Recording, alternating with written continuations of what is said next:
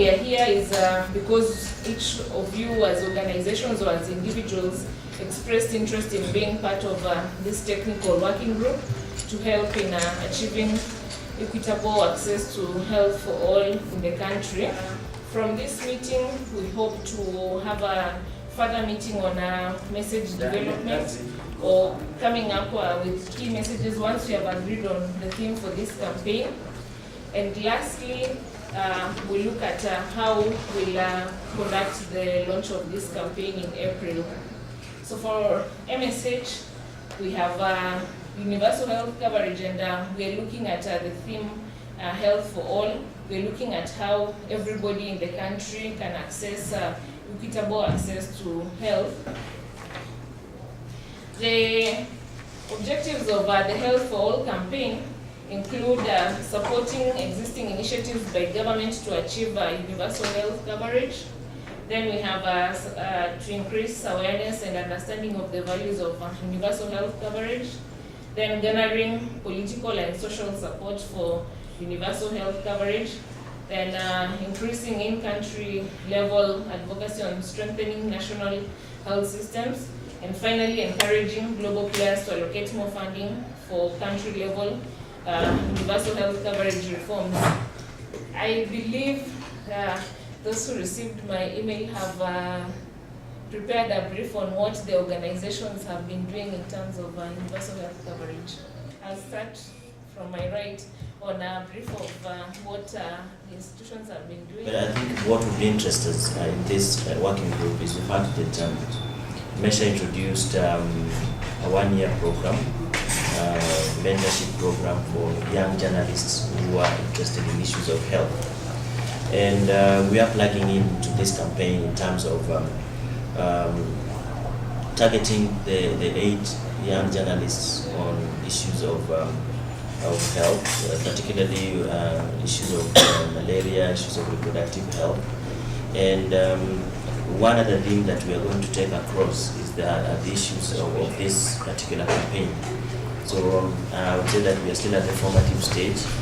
But I think the most critical thing, and that is very relevant to this particular meeting here, is the advocacy work that we do.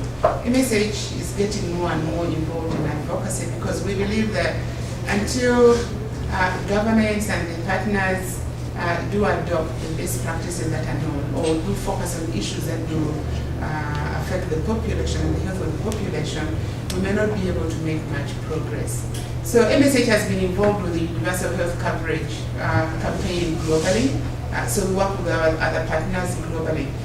Here in Africa, the 3 countries that are involved, I think Dora might have talked about that, Nigeria, Ethiopia, and Kenya, where MSH is helping through the support of the Rockefeller Foundation to support the government efforts to achieve universal health coverage.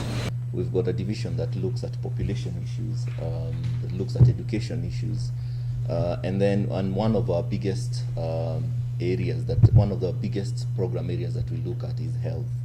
And the whole idea behind APHRC is to make sure that we are producing scientific evidence that policymakers can then use as a basis for making policy decisions. Because one of the things that we noted that doesn't happen very often, it's happening now more and more, but wasn't happening before, is that policy decisions would not be made on very good evidence, if there was any evidence at all.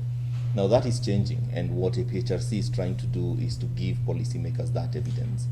In terms of specific health issues, we investigate several areas, but one of our biggest areas is child nutrition and cardiovascular diseases, and we aim to carry out research and give this evidence to policymakers. So in a nutshell, that's what we do. We don't directly delve into this issue of universal healthcare, but our focus in terms of strengthening the health systems, I suppose, indirectly contributes to the theme that we're discussing today. We are an advocacy organization whereby we do evidence-based advocacy. Like currently, we are focused on issues of the health policies and legislations that are being developed As we know, after we attained our constitution, now we need to go a step further and come up with laws and legislations that will be able to implement that right to health. So our focus has been on that, specifically on the health policy framework, because we know without a framework in place, how do we again have a system or a structure where health is going to be implemented in the devolved health, in the devolved government structure. So we've been focusing on the health policy framework. We've also been focusing on the health bill. And as you know, we got when the constitution was promulgated, up to now we don't have those things in place. So the more reason why HERA should, and other like-minded organizations seated here, should be on the forefront to make sure these laws and policies are in place. And we have done a lot of contributions in ensuring universal access to health, both from global level to national level, currently going to county level to community level. Our main focus is we do a lot of system strengthening by ensuring that we create demand to health services, providing health education at community level and improving the knowledge of the community to understand their right to health and to make them go to seek for those services. At the same time, we ensure access. And by that, we do it through formation of the community health strategies at community level to ensure that the services are accessible to the community. The main area to focus on about health overall is health prevention and health promotion, not the curative aspect. Which, as you all know, is that everybody else has been thinking about curative. Even with the new constitution, now you find that health promotion and health prevention has actually been given a mandate, a bigger role to play. Because now I think even the government realized that the best way to handle health for everybody else is actually prevention and promotion. And for that, we are actually doing a lot with development partners to focus on areas that we can improve on, developing IEC materials as well, and of course somebody did mention about the community health strategy, and we are also into it, and so we are basically happy that we are also we are part and parcel of improving health for all. The focus is prevention. I mean, addressing health issues at the primary level. I mean, reaching the most primary level, so that we can start talking about dealing with the cases at Kenyatta National Hospital when patients are at the end of their lives because they have become worse and they have, the referral system has maybe not worked and things like that. I'll say maybe the indicators of this will be issues of maternal mortality rate, adult mortality rate, infant mortality rate, health prevalence, under-one immunization coverage, and malaria inpatient case fatality. The fact that once we promulgated the constitution, we created 2 levels of government. I'm aware of that. I'm sure you're aware of that, of the national and the county governments. Hence, there was need to have an institutionalized framework to have the functions that have been devolved to the county governments to be devolved smoothly. And essentially, our main role as the transition authority is to effectively and efficiently facilitate a smooth transition to this new system of government. With relation to achievement of universal healthcare in Africa and essentially in Kenya, the health function is one of the functions that have been substantially devolved to the county governments. And also, we've made a lot of progress in terms of transferring the health function. Like, for example, we've been able to transfer facilities like the health centers, provincial general hospitals, and also ambulances, and also issues of county health facilities and also pharmacies. But despite all that, we've had a number of challenges. I'm sure you've heard that in the media. And these challenges are just emerging because the mode of devolution we choose and also the rolling out also has not been quite smooth. Like for example, the issue of management of staff payroll, and also there has been cases of litigation in court. I'm sure Dr. will talk something about that.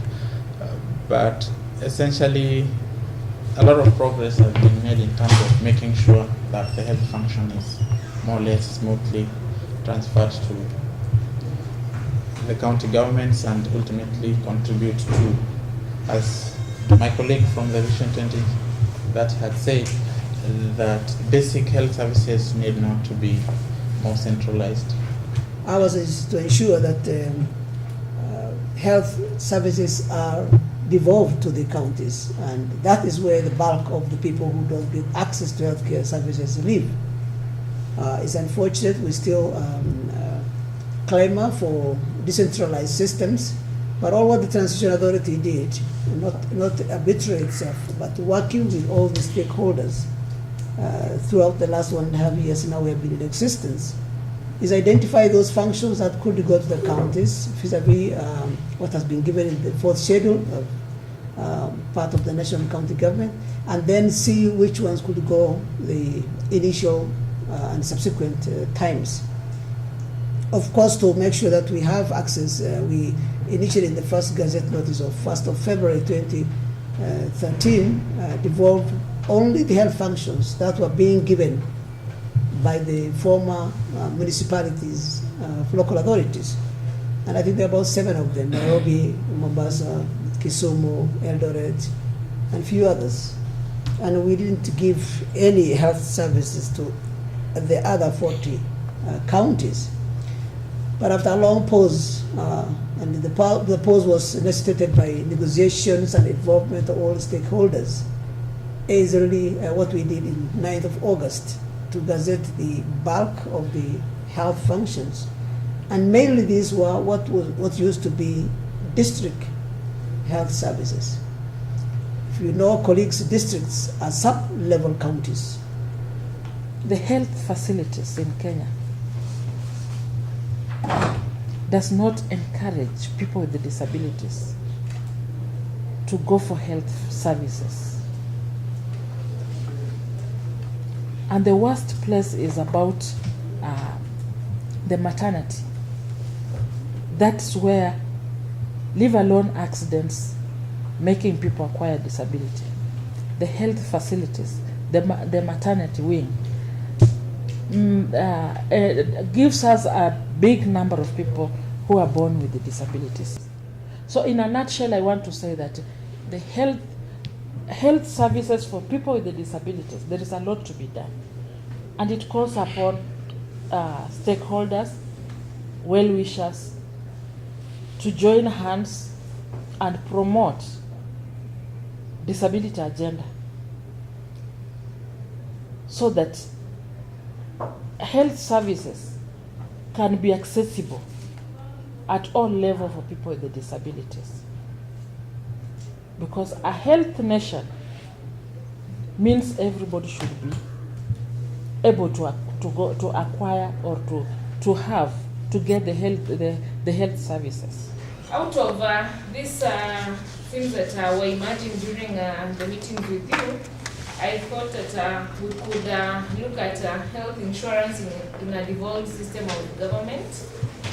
And the reasons for looking at it from this perspective was that when you go to a typical family or even a typical Kenyan, you'd ask them, what are your basic needs? And they'll tell you first, I need food.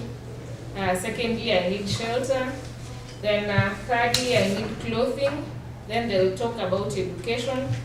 And the health does not come in as a key issue to them unless somebody is sick.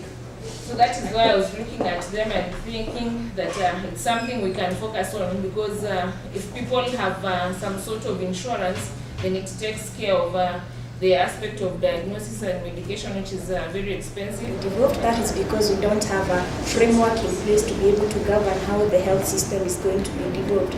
So I think the starting point of all of this is first having the framework in place, the structure in place to make sure we are not just going to say about health financing or human resources for health, but we don't have a reference document within the Ministry of Health or within the health sector that we can be able to refer to. So I would maybe go specifically to the policies and frameworks in place for the health sector. The first thing is that this campaign is supposed to run for a year. We have already eaten into the year. We started in November of last year.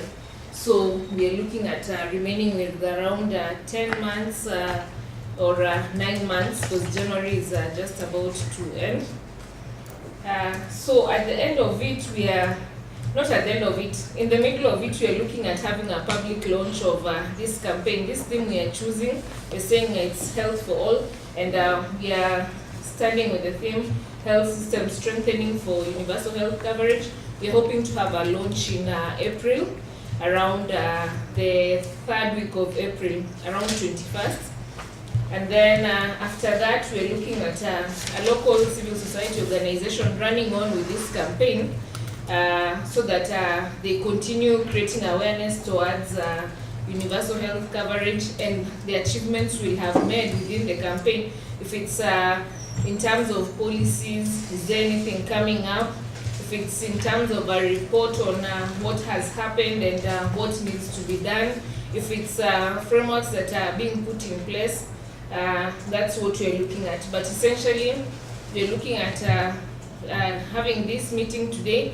Then the next meeting would be a messaging meeting that I propose should take place on 27th of this month or 24th of this month. And then thereafter we have an engagement with the media to tell them this is what we have proposed that we are running with as a campaign. And then we start preparing IEC materials for the campaign. And then we have the launch in April, and then thereafter we do build-up activities to transition from now to the next stage where a local civil society organization is taking over. Because this campaign is going to demand for 1, 2, 3, and we want to see it within this time, basically. So if we can identify what is it that we want these guys to do for us. For example, the TEA, I know the TEA is saying that it's a passing club, but what would you want them to do when they're still? And UDPK, what would you want you to do? Because as I said, persons with disabilities can also be their own enemies. Now that you guys are in parliament, there are things that we demand from you, and you must do them.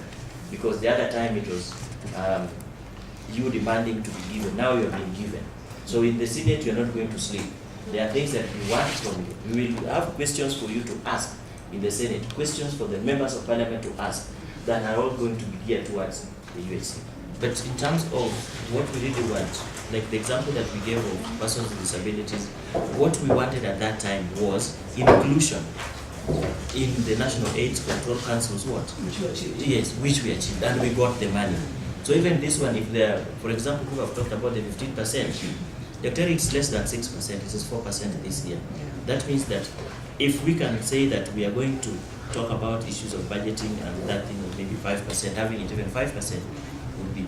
Is to now start engaging through certain milestones identification, because we cannot run a campaign which we don't know what our target is, and we need to identify then critical areas of advocacy that we need to start working on, so that in the 8 months that we will be running this campaign, we will at the end of that period now sit down and identify our successes or even our failures in relation to the milestones that we identified. And so I think a small team, or within, I know they must have a secretariat, they need now, alongside this team, to identify key thematic areas where the campaign needs to be most effective. Because we cannot embrace it. We have to identify specific areas of intervention? So this thematic groups I was looking at development of a campaign plan and messaging, then preparation for launch and development of campaign materials, then publicity for the campaign, results and transition, and then the final one would be countdown to 2015 and 2015 and beyond. That was my proposed way forward after we agree on the theme.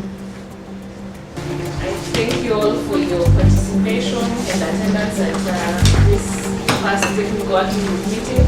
I look forward to seeing each of you next week.